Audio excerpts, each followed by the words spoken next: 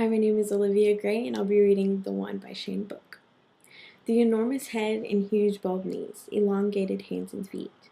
Don't fit with the filled down chest, limbs of kindling, yet this is one whole boy. Suspended in a cloth harness, hooked to what looks like a clock stuck at 3:15. Closer you can see this is not a clock, but a scale. The kind you find in any North American grocery, but of course this is not North America. This is the Sahel famine. This is Mal in 1985, where a boy waiting for his rations to be adjusted must be weighed. At once, his face relays on many things. He could be crying out, he could be grinning, he could be frightened or tired. He could believe he is suspended in unending dream. What starvation started, gravity refines as the boy reclines, the hunger having collapsed his neck, his face staring up at the ceiling of sticks, which, like most ceilings anywhere in the world, is blank. In this poem, Shane really captures what one young boy must endure to eat in a time of famine. He allows us to get a picture of the young boy in our minds with a description of the boy's body and what is happening to him while he tries to get food. But he also lets us get a brief glimpse into the boy's thoughts. To be weighed to food can be adjusted has to be humiliating and degrading at any age.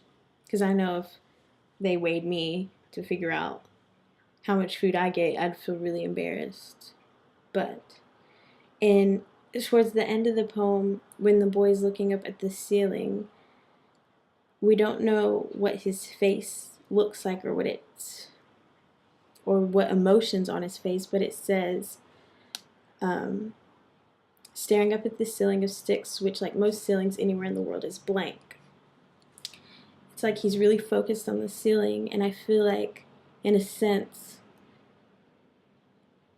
he's saying,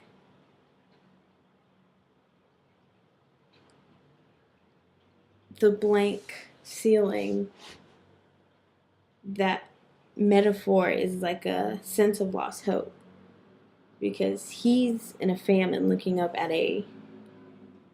sticks, because that's all they can obviously afford for a building. And then, us in America, we have a white ceiling, we have a blank ceiling. Most of us don't have to worry about famine. And I think also another point is when he's talking about, it's the scale that you'd find at a grocery store to weigh food. So obviously it shows that wherever they're at, they're really poor because they don't have regular scales. They have a scale that weighs food. But overall, I think the poem's actually pretty sad, but I think it's very strong at the same time. It's trying to get a point across in a way, because it makes you feel bad for the boy. I think he's either a boy or maybe a little boy, like a toddler maybe, because those scales are kind of small. But yeah, but that's how I feel about the poem. So